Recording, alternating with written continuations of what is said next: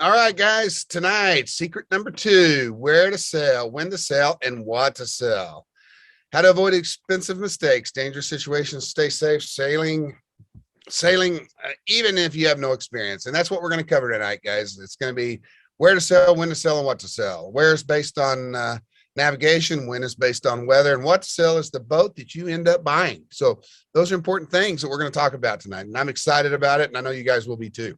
Well, right off the bat, this is what you don't want. That boat had a bad time on Beverage Reef out in the South Pacific right before Tonga. I can't remember that little island out there, but they hit a reef, and it was navigational mistake. The charts are a little off out there in the South Pacific, and this privilege hit the reef back in 2016 or 17. Isn't that right, Chris? And we were all out there. We were all out there sailing at that time, and they just hit the reef there, Beverage Reef. I think it's Beverage Reef. I think that's what it is. And lost the boat. And so you don't want that to happen. So we're going to try to talk about how to keep that kind of stuff from happening. But that was human error. Once again, that was for sure human error. So we want to get down to the 3 P's of safe selling. And Chris, this is yours, brother. All right, cool.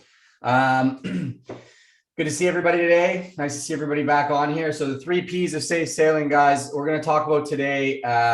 In talking about where to sail, when to sail, what to sail, we're going to talk about preparation, planning, and problem solving. So the first thing that we're going to talk about in these 3 P's of safe sailing is preparing yourself, your boat, and your crew to go blue water cruising. So preparing to go, getting ready to go blue water cruising for us starts long before you go boat shopping. You want to be, preparing your crew and yourself is really the most important, but it's also often the most often overlooked part of preparation, is preparing yourself. You really need 3 things to go sailing. You need some crew, you need a boat and some motivation, and you need a little bit of money to go and do it. But without crew and without good crew morale, you can have the nicest boat and the most money in the world, and you're not going to have a good time out blue water cruising.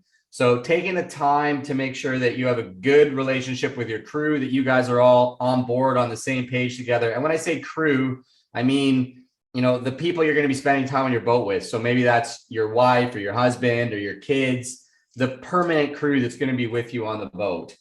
And this is the most overlooked part of preparation. Keith and I can't tell you how many people we meet that have started blue water cruising, and 6 months later they're selling the boat and splitting up because the relationship didn't work out and they didn't take the time to prepare the relationship before they begin. So guys, once again, preparation starts with your crew. And this is so important. And I know a lot of you guys are thinking, well, we want to get to the boat piece, but relationships out here on the water are critical. They're super critical. And so you want to, before you start sailing, before you ever get out there, like Chris said earlier, is whatever you have on land, whatever kind of relationship you have on land is going to be amplified out here on the blue water. And this is a fact we've seen proven over and over again, like Chris said. I mean, people who have a shaky relationship, they have problems with conflict resolution. They get anxiety, they stress out, they yell and scream at each other. They don't know how to treat each other with respect and honor. Those people we've seen get divorced time and time again. Their crew splits up, their family splits up. Whatever they're doing out there is a negative environment. So blue water cruising, when you're out there on a boat, it amplifies the good and the bad of who you are. So if you have good conflict resolution skills on land, you're going to have good conflict resolutions out there on the water. It's going to be amplified. If you're bad at conflict resolution, you're going to be bad at conflict resolution on the water, and that's going to be amplified. And so you want to make sure on land right now what kind of person you are, what kind of man you want to be, what kind of relationships you want to have. And right now, if a lot of you married couples out there or partners and everything, you're thinking right now, I want to do something different. I want a different relationship than what I have right now. This is the opportunity to do that. But in order to do that, it's going to require change. It's going to require change from you guys and you gals and your children, and how you father and how you mother and how you parent. There's a lot of things that got to change that will make you step into a whole new world of what you can be as a father, a mother, a husband, a partner, and all those kind of things.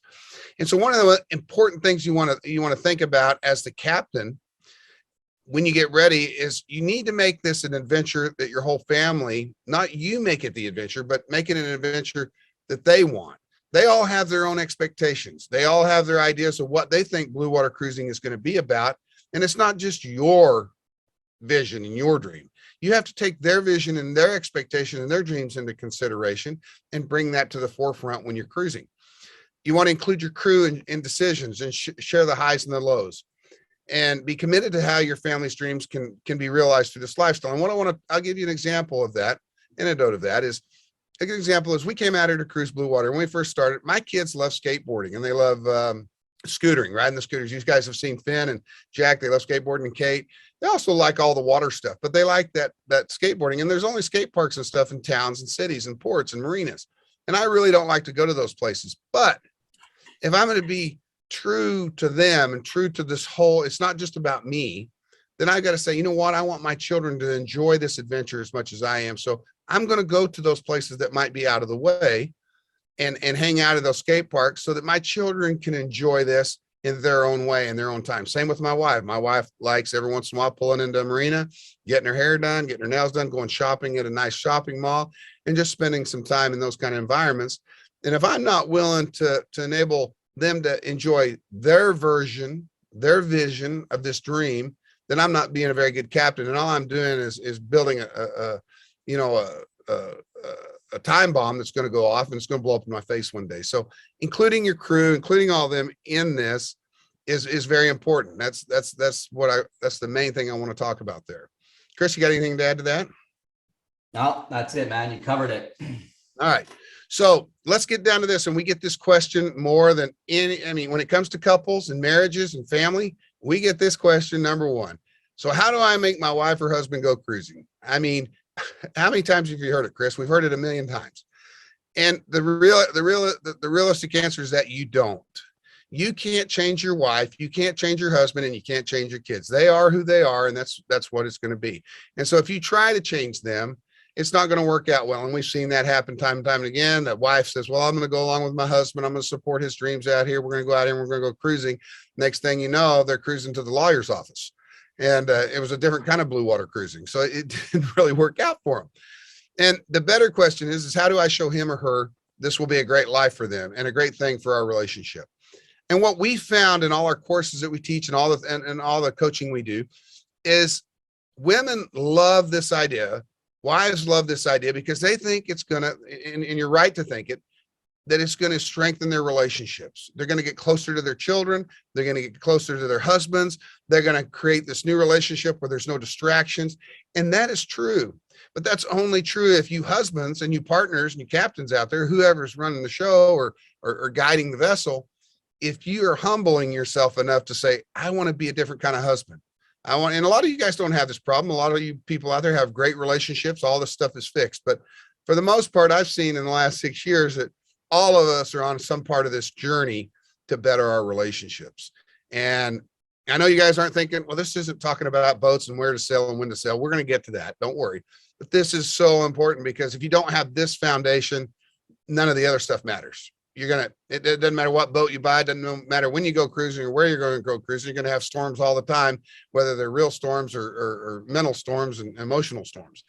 So, find out what your partner's goals are in life and how those can be met by going cruising, practice patience, practice respect, and really, truly listen to your partner. Listen to what they want. Listen to what they want to achieve. And it's an opportunity for you guys to really change who you are and become something greater than you were when you were on land life. I know that's what happened to me. I know that happened to Chris. We didn't expect those changes. I did not expect to be the guy I am today sitting here. But I had to look in the mirror many times out here on the water and say, and my wife sitting there right there with me saying, what kind of man are you going to be? What kind of father are you going to be? And all of this, if you will start this self-examination right now, before you buy a boat, before you go blue water cruising, you start it on land and you start creating the voyaging partnership before you start cruising, it's going to make all the difference in the world in success. I'm passionate about families. I'm passionate about my children. I'm passionate about my wife and relationships. And I'm telling you, all of you who are listening, this is one of the most important pieces, because without this, who gives a flying flip about cruising if you don't have your family and your kids to share it with, or your wife to share it with? Nobody wants to be alone out there sipping cocktails on the front of a boat watching a pretty sunset, and you're all alone and nobody to share that with. That's not the goal. So this is a great opportunity for you guys for all of you, men and women, to change and to evolve into something greater than you ever thought was possible. And like I said, me and Chris are still on that journey, and we're getting better at it every day, but it really opens it up to change course in life of who you thought you were and who you're going to be. The one thing that I will just add to this is, if you are planning to go solo sailing, and we've had a lot of solo sailors take our classes and things like that, and we've worked with them, there's nothing wrong with going solo sailing, but every person that I've ever met that's going solo sailing, actually, when we get down to it and we have the conversation, every person I've worked with ideally wants somebody to share that with. They may be starting solo, and there's absolutely nothing wrong with that, but their plan is in the long run to have somebody to share the journey and share the adventure with. And in the experience of people that we've met that are doing this, it's great to be able to share it with somebody. It makes everything easier, but there is nothing wrong with starting it solo either. And let me tell you, if you start this solo, you will find somebody to share it with if you're open to that. There's a lot of people out there that are looking to share a journey or find somebody who's sailing, especially here in Bali. It's like every third person I talk to wants to find somebody to go sailing with. So, and I just that last thing I want to add to this is, in my experience, it can take some time. This is why we say practice patience.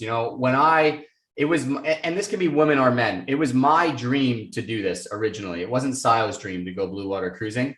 And it took some time for her to come around to the idea of what that could look like for her. For me, it's something I had dreamed about and thought about for over a decade.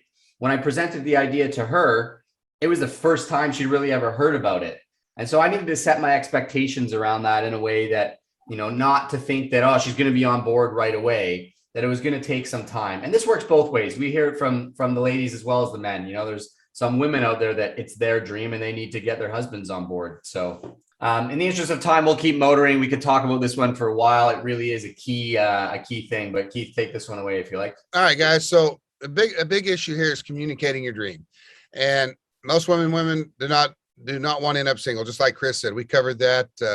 They truly want their partner to come along and are willing to do most anything to make it happen. And so not communicating is a big issue. Communicate the life you want to have and the person you want to be. And then I'm going to give you guys a little anecdote about this, about just one little thing that happened in me and Renee's marriage while we were out here on the water.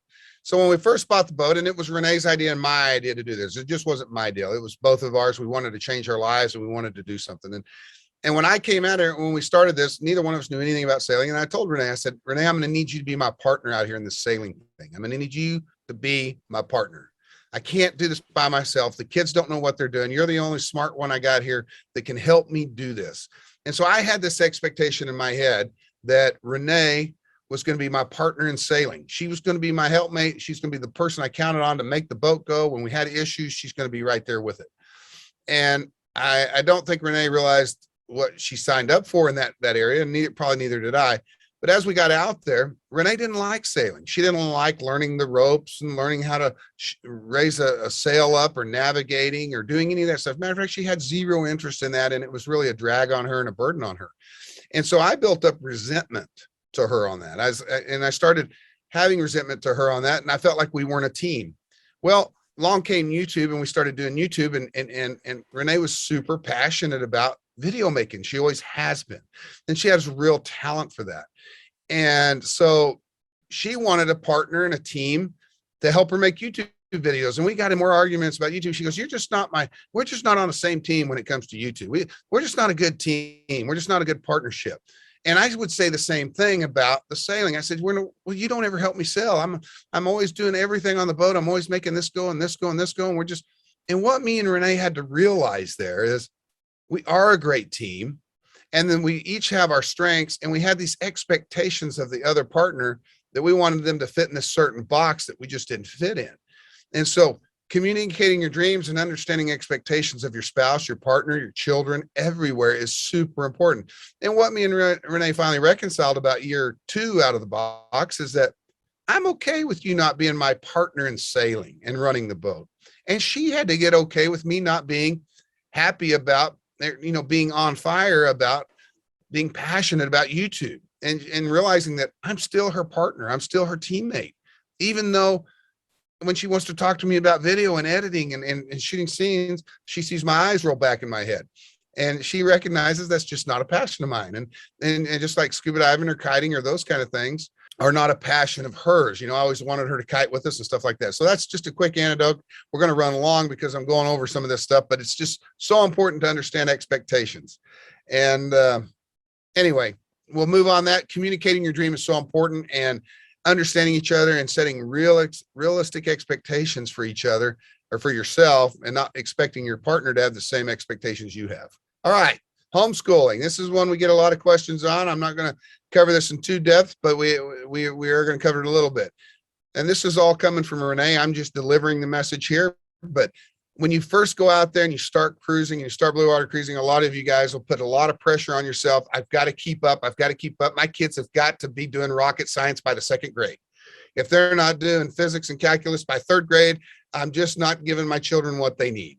And if they're not super academic, super wild kids, you're just going great.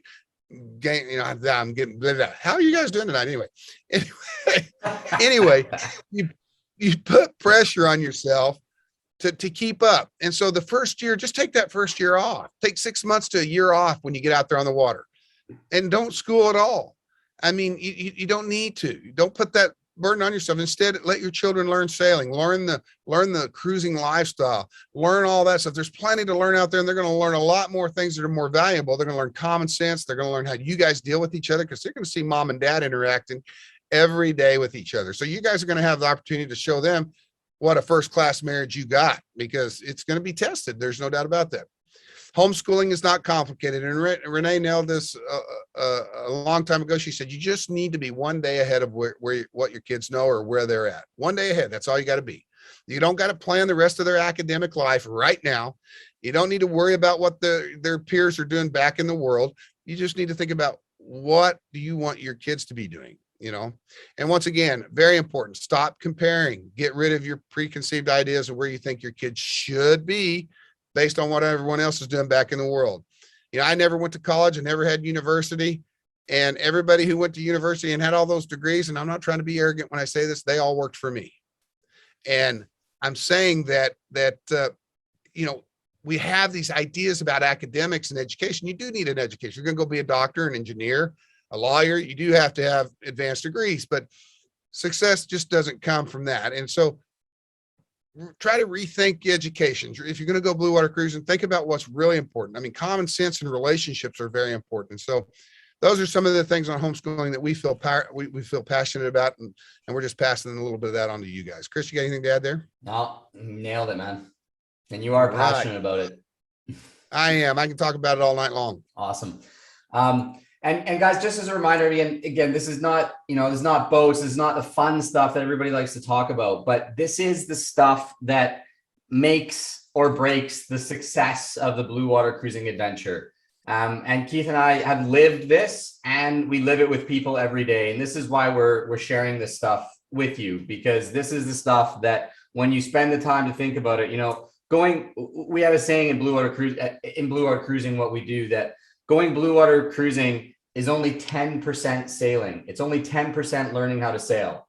The other 90% is all the stuff that we're talking about right now. It's thinking about this stuff and making these preparations that make you have the successful transition from whatever life you're living to the blue water cruising life, so that happens successfully and as smoothly as possible and doesn't fall apart on you. Because we see it fall apart all the time. And the reason it falls apart is because people don't do the stuff we're talking about. That said, there is such a thing as too much preparation. You can spend too much time planning, too much time talking about stuff, and get stuck in analysis paralysis to a degree. And so, something that I've learned in my life that I practice that really works around this is to find the balance around that. Spend the time to prepare, but aim for 70% of perfection. Again, we find that most people that are in a position to consider living this lifestyle are people that are kind of driven, go-getter type people that have been successful in some degree or another in their life.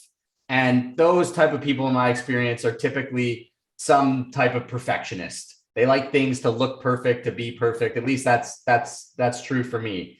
And what I've learned is if I just do 70% of what I think is perfect and take action at 70%, yeah, sometimes I make mistakes. Sometimes things don't go exactly as I think they're going to go. But then I learn from it, and I can change, and I can continue to take action and grow.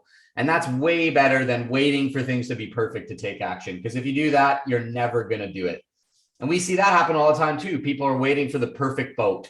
They're waiting for the perfect moment with their partner. They're waiting for the perfect time, and they never go, and then these are the messages that we get from people that say, I actually can't go now because I'm sick, and my health isn't going to allow me to go and do this. So prepare for the worst, but plan for the best. And there's absolutely no perfect, there really is no perfect time to do this. So those of you who are sitting around thinking, in 5 years, it's going to be a better time because the kids are going to be a little bit older or whatever. There is no perfect time. We've met people of all different ages, shapes, and sizes doing this, and they're all having a great time. So go, if you're thinking about it, go sooner rather than later. Because the only true thing around that is the longer you wait, the harder it gets to go. And we see that all the time. Back to you, Keith, on what makes a safe offshore cruising boat. Now we get into the real nuts and bolts of it. All right, guys. This is what everybody likes. They like to talk about boats and hoes. Oh, did I say that out loud? Anyway, who doesn't like stepbrothers?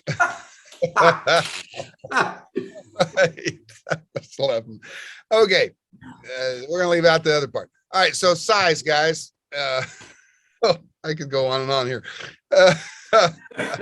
Size matters. Size does matters when it comes to living out here in the blue water world. And so what makes a safe offshore cruising boat? I don't even want to look at the comments over there getting posted right now. I'm just not going to do it. It's going to distract me from the whole night of what's going on here. Right now, before I get started on this though, what makes a safe offshore cruising boat? And number one here, guys and gals, and all of you out there who are buying boats, and those of you who have already bought a boat, you need to know who you are and how you live your life. This is so critical. I can't say this enough. A lot of people will just go buy a boat and then they'll try to fit their personality and the way they live their life into this boat. And let me tell you something, if you're a guy who lives life big, or a gal who lives life big, and you like lots of toys and you like having the best of everything and the space to do what you want to do, and you didn't think about that in your personality, and you go buy a boat because you saw it on a YouTube channel, or you saw it you saw somebody that you thought knew what they were doing, and they, they only had a couple and they didn't have 5 kids, and you went and tried to cram your ideas of lifestyle into a small boat or a smaller boat, you're going to be a very unhappy person. It's going to be still a good time. It's going to be better than what you're doing right now, but it's not going to be optimal. And so it's very, very crucial for you and your wife, you and your partner, if you're a solo sailor, if you're a retired couple, understand who you are and what you like. And a lot of people try to go minimalist out here. They try to get the minimal thing. They want to go green. They want to, all those things are fine if that's who you are. And so it's very critical. That's not who I am. I like a big old boat with lots of space, a huge dinghy. I want all the space in the world because I don't want to be cramped. I'm a big guy. I like to lay down on a king size bed. I don't want to be sitting there and me and my wife sleeping on top of it. You guys have all seen those memes where year one, the wife and man are sleeping together, or the wife and husband are sleeping right beside each other. Year 5, they're a little farther apart. By year 10, they're not even in the same bed. Well, I've been married for 25 years, so there it is. But really, know yourself, to thine own self be true. And that really means a lot when it comes to buying a boat. So think about the boats you're looking at. Now, let's talk about monohull versus catamaran versus paracat. Nothing wrong with monohulls. They're a lot cheaper than a catamaran. But if you're going to be equatorial, sub-equatorial cruising, a catamaran, in me and Chris's opinion, is the tool of the trade. That is the tool you want out there. Power cats are wonderful machines. They're getting better. They're making those where they're getting better gas mileage. And I wouldn't necessarily rule out a power cat if I was regional cruising. If I knew I was going to be in one regional area, say 1,000 square mile circumference, 1,000-mile circumference of a center point, a power cat might be in the cards because they're really getting those things dialed in these days. Catamaran design obviously is substantially improved. We get the question all the time: are catamarans safe? Or a monohull that has the ability to dump the wind, and catamarans, they just break a mast off. Well, that may have been true years ago, but catamarans do have limits, and you just need to follow the limits as the manufacturer put out. Don't be selling the boat with too much sail up and stuff like that. They're perfectly safe. I haven't heard of a catamaran tipping over ever since I've been sailing, and I don't think Chris has either. I mean, now I've seen them hit reefs, I've seen other monohulls hit reefs, but a catamaran is definitely the tool of trade out here now, especially for modern cruisers and people who are cruising equatorial and sub-equatorial areas. If you're going to do the high latitudes, you might want to think about something different. Rudders are important. Catamarans have 2 rudders. That's another reason I like them. More cruising boats have been abandoned in the last 30 years due to rudder failure, and catamarans have 2 rudders. They also have 2 engines. A large diesel engine is still the safest, and 2 are better than 1. So if 1 engine goes down, you've still got that. You got a lot of redundancy having 2 engines for charging batteries, charging systems. There's just lots of redundancy there. So once again, know who you are. And the most important piece of this really is know what kind of person you are and how you like to live your life. We're not minimalists out here. I mean, we are more minimalist than we were on land, but only because of the space that we have. But there are nice boats out there that have all the convenience and things you need to live a life where your wife's just not miserable. And, just like Chris said, I think he said it earlier, having a water maker is, who wouldn't want a water maker? Who would want a jerry jug water? I mean, hauling water and being on a water conservation deal when all you need is a water maker on board is key. So key insight to all of this: get a survey done by a credible marine surveyor, understand what the surveyor is looking at and telling you, and be there for the survey and the sea trial, and ask as many questions as you can and think of. That's key when you're buying a boat, when you're getting ready to buy a boat, is understand what's going on there. Chris, you got anything to add here? Yeah, no, the only thing that I would add is I think this is my opinion, as a living platform to live on. And I think that, I live this lifestyle because I like the lifestyle. I'm not necessarily a sailor, if you will. I went blue water cruising for the adventure more so than the sailing aspect of it. Sailing is simply a tool or a vehicle for me to get from place to place. And so my opinion on it is, as a living platform, you can't beat a catamaran. But I think you nailed it in that you said you just got to figure out what you want out of it. And there's some people that are hardcore sailors, and that's, if that's you, then find a boat that's going to sail well. But in our experience, 90% of the people that we work with, they're doing this for the lifestyle, not because they want to be out in the ocean sailing 24/7. That's right. Finding the right boat. So this is just a recap really quick. Basically what Keith said, he did a good job of explaining on the last slide.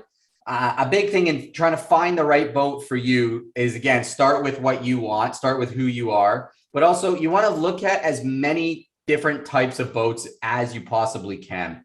And that might be challenging for some people that are landlocked. They don't live near the ocean. I'm from the Pacific Northwest in Canada. There's not a lot of catamarans around there to look at. So we didn't look at that many boats, but the more boats that you can look at, the better idea you're going to have of the type of boat that is going to be a good home for you. Because again, that's what we wanted. When Sil and I were looking at this, we were looking for a home first and a boat second, because most of the time you're at anchor, 90% of the time you're at anchor living on the boat as a home. And so you want to ask yourself, what type of home do you want? And some questions to ask around this is, what size of dinghy can the boat carry? Keith nailed it. The bigger is better when it comes to dinghies. Dinghy is your car, your SUV for driving around when you're living on that boat at anchor. What age is the boat is important.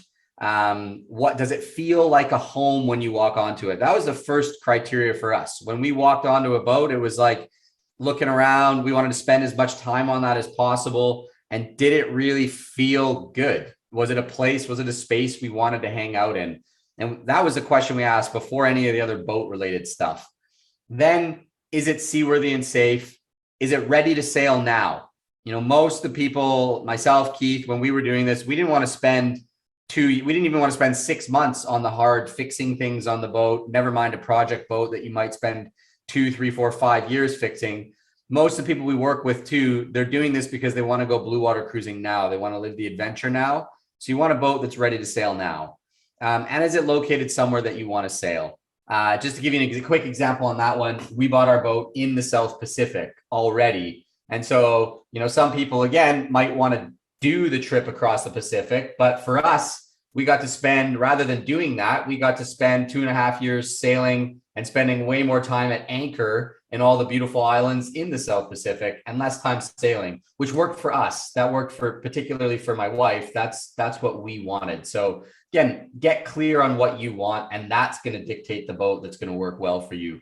All right, guys, buying the right boat.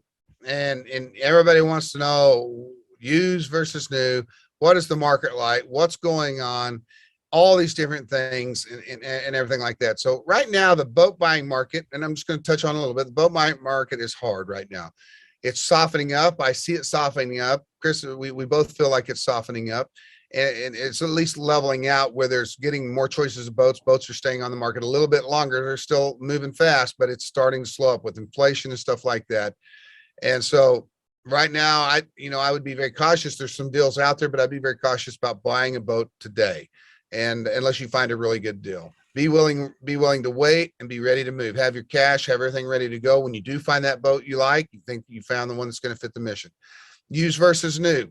Once again, you do not get less headaches with a brand new boat. And most of the time, if you buy a boat that's been actively cruised, it will have less issues with it because the owners of it were keeping it going and using the systems, and the systems weren't getting rusted up, or they weren't getting, when a boat doesn't get used, it starts to break down. And so finding a boat that's been used and being cruised, blue water cruised, is probably going to be in better shape than even a brand new boat. A brand new boat's got lots of bugs to work out. In today's world, the craftsmanship and quality control of brand new boats is hard. Warranty issues with brand new boats, even though they may cover that warranty, trying to get those warranties covered in a third world country where they don't have service centers, they don't have service suppliers, and all the bureaucracy and the paperwork you got to go through to get a warranty covered can be a nightmare. And sometimes it's just easier to write a check to get the part, have it shipped in DHL, and get that part fixed, and just move on with your life instead of dealing with a boat manufacturer's warranty issues. So once again, buying the right boat in today's market is hard. It's getting softer. I think it's going to be better, and just be ready, and don't be worried about where that boat might be, whether it's in the Med, where it's in Southeast Asia, Australia. Those are all great cruising grounds. You can start your blue water cruising anywhere in the world. And you just have to have an open mind about it, and be ready to see something new and do something different than you originally thought. And that basically boils buying the right boat down to that. Chris, you got anything to add there? Now, did you cover the boats that are being actively cruised? Yeah, I did. Yeah. I think that's the only thing that to me, that is the key. You don't have to deal. Ideally, then you don't have to deal with a broker. The guy that knows the most about their boat is the person who's living on that boat, cruising it right now.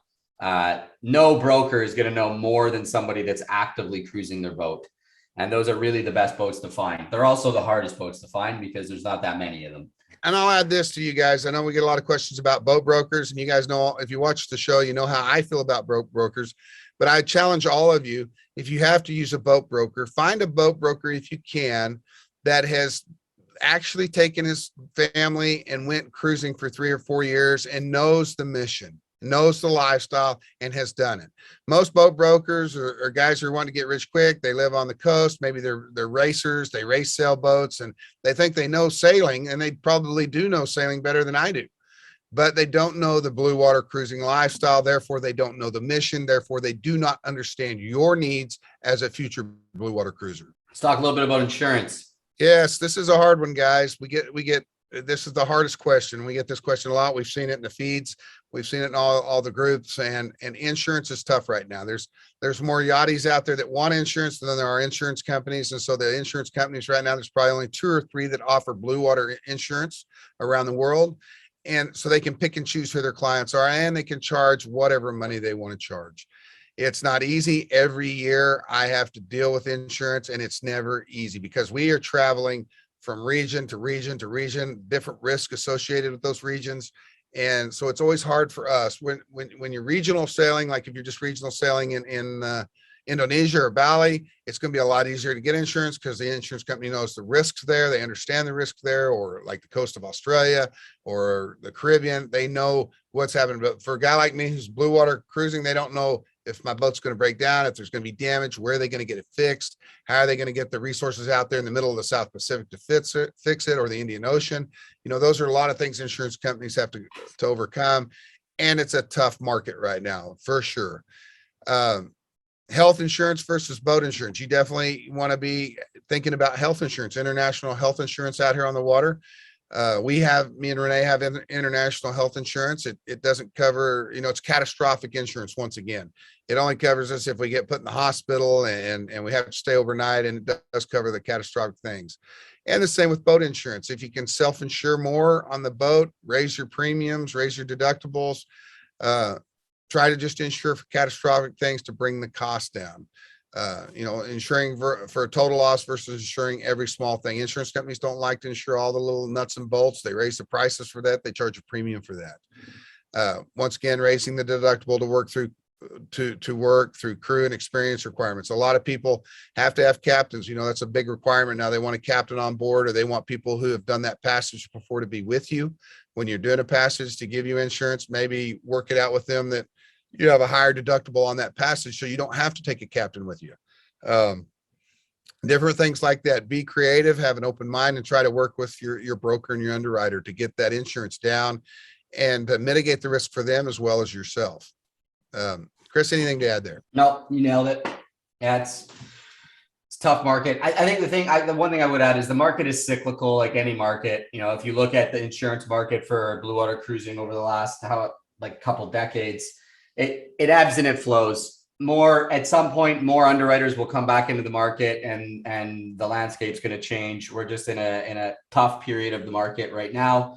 But you know, with patience, it's still possible to get insurance. It's just harder than it was 5 years ago. All right. Choosing the right gear. So getting down to some details now, guys, and there's been a lot of questions in the chat, and we're going to keep moving and not answer them right now. I just want to address that just in the interest of time, because we told you guys 1 hour per day. So we're trying to stay to that time. So we don't have a ton of time to answer questions. If you guys, tomorrow, we will have more time towards the end tomorrow. So we can do a bit of a Q&A at the end tomorrow. So if you guys show up live again tomorrow, we will be able to, I just see a lot of questions coming in and stuff that isn't exactly covered in the presentation. So I just wanted to drop that out there right now. And we are going to run a little bit over time today. I'm just checking the time now, but so just please bear with us on that. We're trying to get all the information out to you guys as quickly as we can. Choosing the right gear. So we could do a whole masterclass. You know, we could do a whole 3-day masterclass on just choosing the right gear and outfitting your boat in the best way possible for you to go on an epic blue water cruising adventure. For the, you know, the ultimate lifestyle blue water cruising. There's all kinds of stuff we could talk about around it. We don't have the time, so I'm going to boil it down to the essentials that you need, safety equipment, and then gear wise on the boat that we think that you need to live a comfortable life blue water cruising. So most essential safety equipment that you need that I would not leave port without, definitely an EPIRB. An EPIRB is basically the beacon. It's a satellite beacon that if you get in trouble offshore, you flick a switch on it, you press a button, or if it gets submerged in water, it automatically goes off, sends a signal to search and rescue. Wherever you have it registered, you have to register it with where the country that you've registered the boat, whatever their search and rescue organization is. And then search and rescue will coordinate a global search and rescue recovery effort or response effort to try and find you and help you. So that's an EPIRB. Life raft, pretty self-explanatory what that is. You need it on the boat. The life raft is the place of last resort. There's a common saying in the sailing world, don't get in your life raft until you're stepping up out of your boat into the life raft. But you need one on the boat. It definitely brings peace of mind to have one. A trauma medical kit is important. And again, we could do a whole module just on medical things and how to be prepared medically offshore and safety and things like that. Trauma medical kit is important. Knowing how to use that is important. Some degree of first aid training or something like that. Again, you are sailing where you're going to be outside of immediate help. You need to be self-sufficient to a degree. An emergency ditch bag to take with you into the life raft, and emergency communications. So equipment like definitely a VHF. SSBs are kind of not as, some people still have them, people on a budget, but most people that can afford it, and they're very affordable now, will have a sat phone. And that's a much better communications device than an SSB. And they have sat phones now that, you know, you can download weather and things like that. We're going to talk about that. Essential gear. You want some sort of self-steering, an autopilot with spares. A lot of people that I know that cruise cats will have one autopilot on each steering system in either hull. So if one fails, they can just switch over to the other one right away. Because there's nothing worse than having to hand steer your boat on an ocean crossing. It's terrible. Radar's an extra set of eyes, and a water maker. And a water maker, there's nothing like a hot shower before bed while underway offshore. It's absolutely actually amazing to have a hot shower while you're cruising. But more importantly, it just sucks to schlep jerry cans back and forth from the shore, jerry cans of water, as Keith mentioned. So we're going to pick up the pace a bit here, guys, because we still have quite a few slides to cover, but we'll get through it. Go ahead, Keith. All right, guys, now we're going to get into the weather. This is when to sell.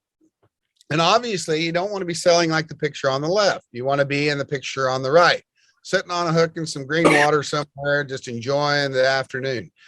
And weather's not complicated. You know, it can be complicated to a lot of people, and it's really not that complicated.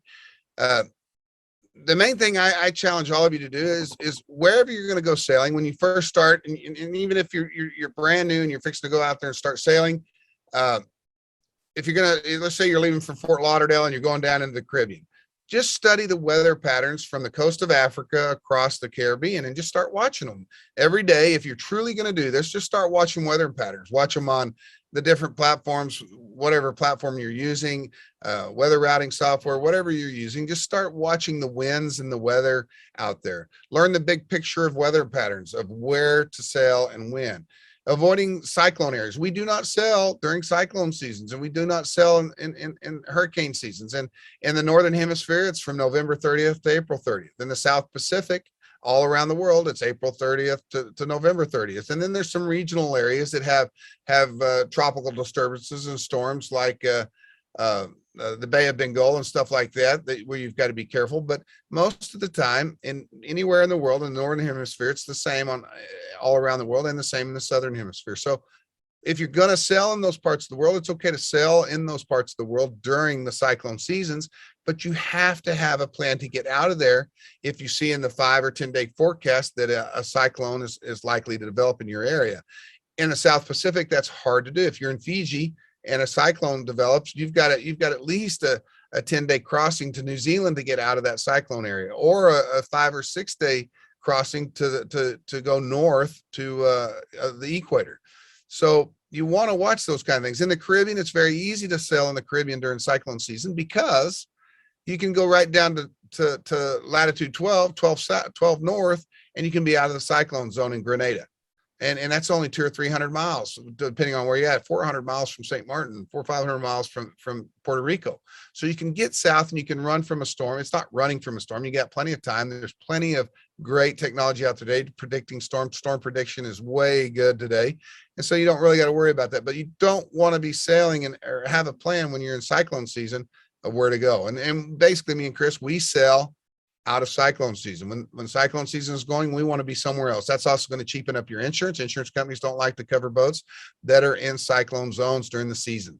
So those are things to be thinking about. One of the best things about sailing in Indonesia, there's no cyclone season. And the reason for that, guys, is because that's close to the equator. Cyclones form on the equator and they move away. Hurricanes and cyclones form on the equator and they move away. Whether they're in the northern hemisphere or the southern hemisphere, they move away from the equator. So right where Chris is at is where all the cyclones and all the stuff starts to form, but it moves over to New Zealand, it moves over to Fiji in that part, or it moves around the south coast of Australia. All right, planning for weather, when to sell. 95% of dealing with weather is proper planning and following a few simple suggestions. Guys, we have a recommendation that when you're brand new to sailing is do not go if the forecast is more than 25 knots of wind, true wind speed. And that means 25 knots ahead of the beam, anywhere from ahead of the beam from 90 degrees to 0 degrees in front of you. If you've got wind there, it's going to be a rough ride because that means that the seas are probably going to be up there as well. With that being said, if you're going downwind and your entire passage is downwind and you've got 25 knots behind you or anywhere behind the beam, that's going to be a pretty comfortable ride. It's going to be an easy ride. The other thing that I think is just as important, if not more important than wind speed, is sea state. Sea state for me and my family is very important because that's the comfort of the ride out there. And I don't like to be out in seas that are anywhere on the beam or in front of the beam or just behind just a little bit behind the beam that are greater than 2 meter seas if the time period between the seas is short. In other words, 5, 6, 7 seconds with 2 meter seas on the beam can be pretty rough. But if it's 2 meter seas on the beam and you've got 10, 15 second seas, that's the delta between the low and the high trough. That's going to be a pretty smooth ride because you're just going to be rolling over the waves. So sea state is super important. I don't mind having 3 meter or 4 meter seas behind me pushing the boat along. That's a comfortable ride. So that's just one thing to remember. 25 knots of wind, be careful when you're first starting. And then sea state is very important on the comfortable ride for your family and your crew. Always pick a weather window with calm seas in the beginning. I always try, no matter what passage I'm going on, especially in the beginning when we first started cruising 6 years ago, I wanted to pick a passage that even if I had to motor the first day or two out of port, I was motoring or maybe motor sailing, the seas were flat and calm, and it was just a nice way to gradually get into sailing. And so try to pick those weather windows with calm seas in the beginning and calm winds in the beginning, even if you got to spend a little money on diesel to motor and motor sail out there. Next thing you can do out there for weather guys is hire a weather router, a professional meteorologist, and you can get those weather reports and personalized briefings for $75 to $125 a pop. And they'll help you confirm the right weather window. Now, when you're using a weather router, this is key. You figure out what you think that weather window looks like first. You have it in your head, you have it in your mind. This is the window I want to leave on. And then if you call and you spend that money on that weather router, say, hey, I want to leave on this date and I'm going to go to here on this date. What do you think about the weather window there?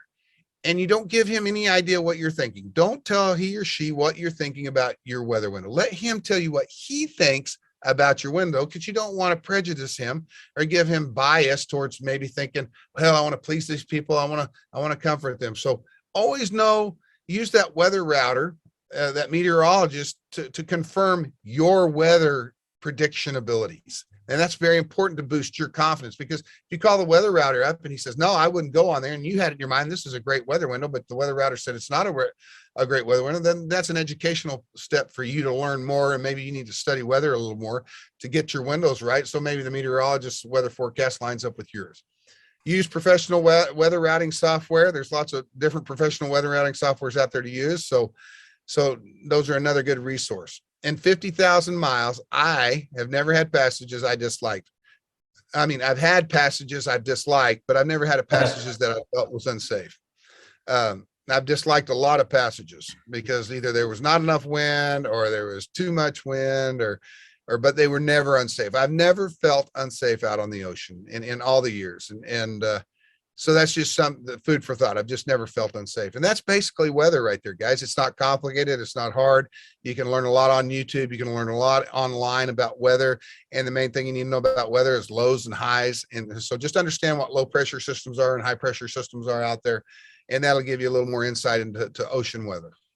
And I mean, weather's another thing we could do a whole masterclass on. Like there's hours. A lot to talk about. Hours. Yeah, I could spend hours talking about weather. Another one key thing on weather for me is I think it's important also to keep in mind that the technological capabilities of weather forecasting and the ability to receive that data on your boat in the middle of the ocean has exponentially improved even over the last 10 years. Like 10 years ago, you could not go sailing and get even close to the level of accuracy of a weather forecast that you can get from the deck of your boat 400 miles, 500 miles, 1,000 miles offshore now. Like you can be real time on your boat getting the weather. And that's really one of the big things that's made blue water cruising so accessible now, and more people are doing it, is these advancements in weather forecasting technology, because that's made it safer. Like Keith said, in 50,000 miles of passages, he's never felt unsafe. I've never felt unsafe in over 20,000 miles of passages. We've been uncomfortable, not unsafe. All right, guys. So we've covered weather, and once again, once you get to your destination and you've crossed the big blue ocean, there's not much weather routing to go across 3,000 miles of ocean. But when you get to where you're going, a group of islands, South Pacific, Caribbean, or wherever it is you're going, you use your weather to forecast and plan your route. One thing that's probably the most important technological advance for cruising around islands, especially islands with barrier reefs around them, and it doesn't matter where you're at in the world, is, and I hate to promote them, is Google Earth and Google satellite images, Google Maps. It is so critical when you're navigating around bommies. You're navigating around, and bommies are corals that are underneath the water that are shallow shoal areas. Satellite imagery saves the day 9 times out of 10. It helps you, it gives you situational awareness. It gives you geographical awareness of what's around you. You're comparing your Google Maps with your charts and your navionics, whatever charts you're using, and you're looking at them and you're comparing them. It's super important to have those satellite images of where you're at and in real time. And most islands today, they have internet, so you can get internet and you can get Google Earth Live, which shows your little dot on the screen. And it's just a huge safety thing out there. One thing you want to remember on all your charts and everything, zoom in. If you're using navionics, like the little bottom screen over here to your left, zoom in on that, because there's lots of information the closer you zoom. And most accidents I've ever seen happen out here on the water is the guys weren't zoomed in on the maps. And so they missed a reef, they missed a rock, and they hit that because they were not zoomed in close enough to see the detail of the chart. So don't forget to zoom in. Always on navigating, always when you're navigating, which is where to sail, take into consideration the tides, currents, and daylight, and estimate your arrival time. Rule of thumb for newbies out there, and even guys like me and Chris, never arrive in the dark at a place you've never been before. Ever, never. And even if you've been there before, if it's your first 2 or 3 years of sailing, don't do it. Always arrive in daytime with the sun over your shoulder. And when I mean the sun over, the sun's back here and you're looking down into the water, the sun's shining behind you on the back of your head, and you don't have a glare on the water, and you can see down into that water, you can see the reefs, and you got good visibility of what's under the water. So never arrive in the dark. And if you do have to arrive in the dark, be very cautious about doing that. I don't recommend that to anybody, but after 2 or 3 years out there, if you've got tracks, you've been into the area, you know the local area, you've done it before, there's nothing wrong with that. But it's just better if you take off and you're going somewhere and you get there in the dark, just lay off the coast for 6 miles, lay off 6 miles out in the water, pull the sails down, and then just tread water out there until daylight comes up. That's so much safer than hitting a reef. I mean, so much safer than the stress of trying to go somewhere and you tear something up. So I can't state that enough. Never arrive in the dark. All right, next thing is get local knowledge. Online cruising groups, friends, ask the locals when you get there. Local knowledge is key, it's critical, and it'll help you. If you've got friends or buddy boats that have arrived before you, call them up, text them, say, hey, how was the pass? How was getting in through that reef? What did you see? What were the conditions like? And obviously know where you want to go. Planning the details of your route, where to sail, that's basically what we cover there. It's not rocket science. It's pretty easy. It's not complicated. And it's something you can learn very easily, but there's a few rules there that you don't want to violate. And those are the 2 rules you don't want to violate up there. All right. Some, a little bit about communications planning, so we talked about weather planning. We've talked about route planning. Now we talked a bit about communications planning. We talked a little bit about this in equipment. You want to make sure you have the right communications gear on your boat and you know how to use it.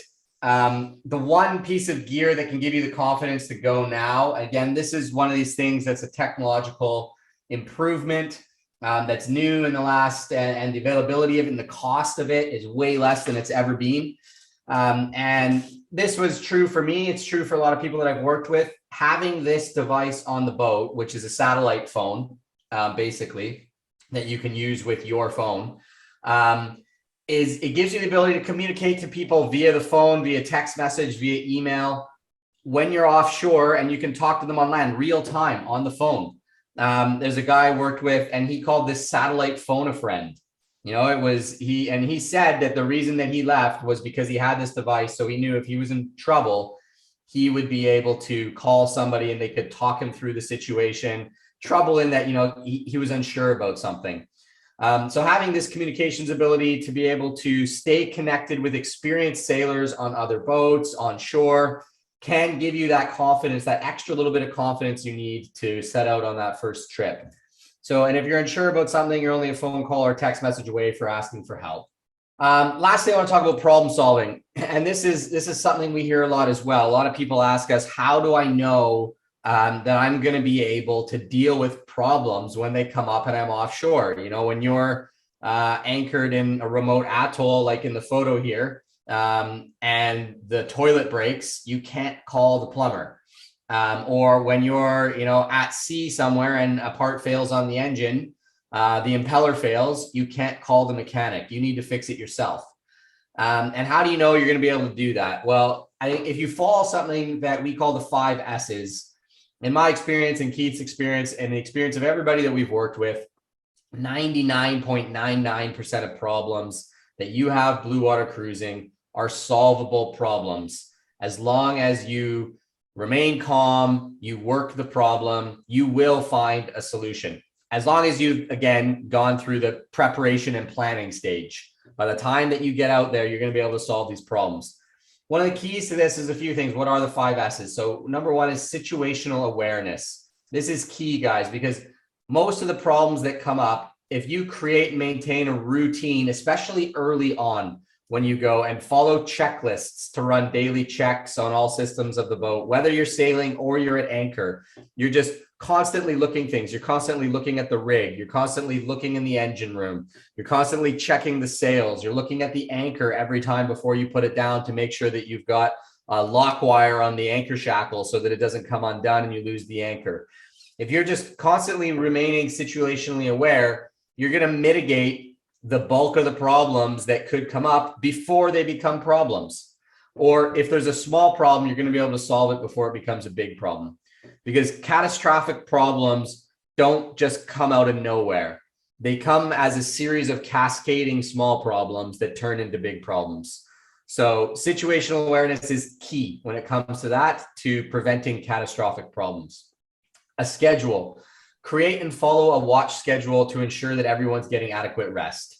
I did this in my first 18 months to 2 years of sailing. Every passage we did, I literally wrote down a watch schedule that we followed, more for me than for anybody else, to make sure that I followed it and got sleep, because I had the temptation to want to just stay up and control and run everything. And I didn't want to sleep at the times that I needed to sleep. Personally, I like 3-hour watch schedules, but again, we could talk for an hour about watch schedules. That leads me to sleep. Getting adequate sleep while you're blue water cruising, while you're passage making, most importantly, is absolutely critical, because your problem solving capabilities drastically diminish, like exponentially diminish, with reduced sleep. And there's some fascinating YouTube videos and stuff that you can watch on this, but our ability to rationally and logically solve problems goes down like crazy when you don't have sleep, which is why Keith was going crazy last night at 2 a.m. on day number 1. But staying calm, guys. 99% of all problems that you have are solvable if you remain calm and address them step by step. Again, big catastrophic problems come as a result of cascading small problems. And those come from 2 places. 1, not being situationally aware, and 2, emotionally reacting to a small problem instead of just rationally, logically working the problem and deal with it. That's how problems become bigger. So stay calm and you're going to be able to solve problems. Lastly, sail with a buddy. A buddy boat helps you stay alert, number 1, especially on passage. They can help you be alert to problems, to traffic, to changes in weather if you're not aware of it. And number 2, there's somebody nearby to help you in case of a more serious emergency, and vice versa. You're nearby to help them. And so we love sailing with buddy boats. It was always really nice to have somebody nearby to be able to chat with. So that's problem solving. To recap, guys, we covered a lot today in this module, and apologize, we have gone a little bit over time. But preparation, find the balance. You want to buy a safe and comfortable boat to begin with. You want to find the right boat for you. That's the first step. And then equip it with the right gear and nice to haves. In preparation, you want to prepare for the worst, but then in planning, you want to plan for the best. And planning for the best means sailing in the right areas at the right time. Keith covered that. That's critical. Don't just don't sail in cyclone season when it's cyclone season. Don't sail in the areas where there's cyclones when it's cyclone season, is what I'm trying to say. I don't know. I mean, this is really obvious, but I don't know anybody that's ever been in a cyclone that hasn't been in the area that cyclones happen during cyclone times. So the really easy way to avoid that potential fear or risk or whatever is just don't sail in those areas at those times. Ask for help, both professional and non-professional, with everything that you don't know about. Ask for help. Ask the community. Do not leave the harbor if the forecast is more than 25 knots. Keith touched on this one. Or if that's not the right rule of thumb for you, come up with a rule of thumb that works. Have a rule of thumb around that is going to work for your boat and your crew. That's going to keep you safe. Whatever your comfort level is. I know some people that they don't leave the harbor in more than 20 knots. That's what they're comfortable with. Use modern technology to stay in touch and boost your confidence. And problem solving, follow the 5 S's: situational awareness, schedule, sleep, stay calm, and sail with a buddy. Keith, anything that you want to add to this? No, that's good, guys. It's easy out there. It's not that hard. There's just a few things for us modern day sailors who are not really sailors. It's not complicated, but there are a few rules you need to abide by. We're not professional sailors, but you can do this safely if you've got common sense, and you need to have common sense. If you don't have common sense, don't buy a boat. Don't go out here and get on the water with your family if you don't have common sense. Common sense is a major issue. You need to have common sense. That's no doubt about it. So we need to put that in the beginning slide. If you don't have common sense, exit the MasterClass immediately. So there you have it, guys. We've shown you secret number 2, where to sail, when to sail, what to sail.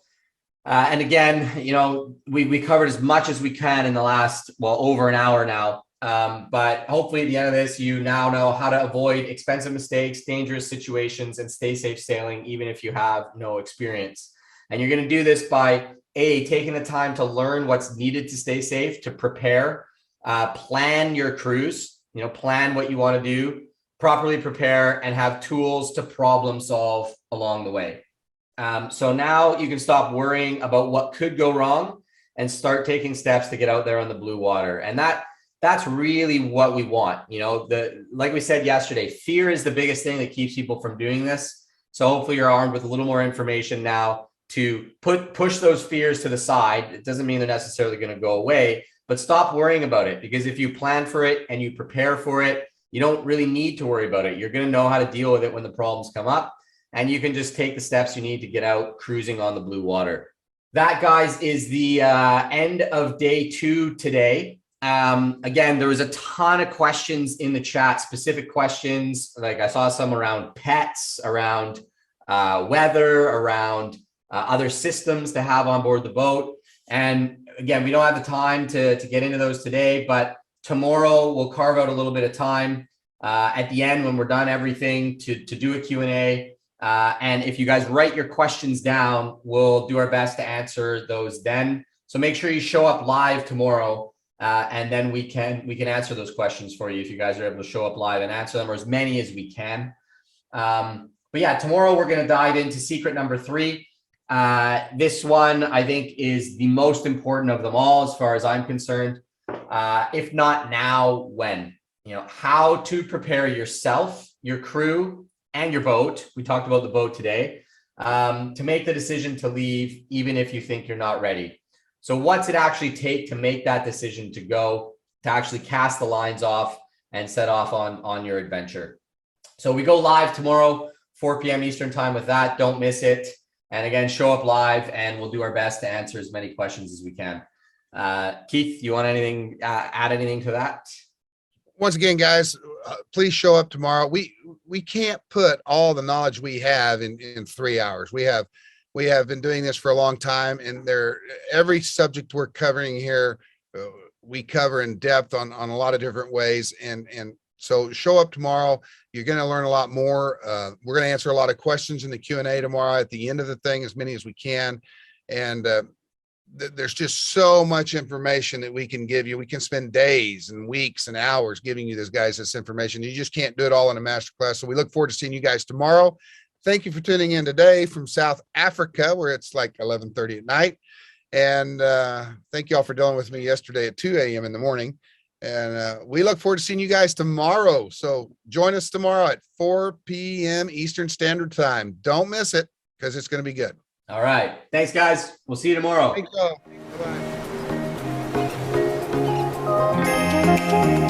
Bye-bye.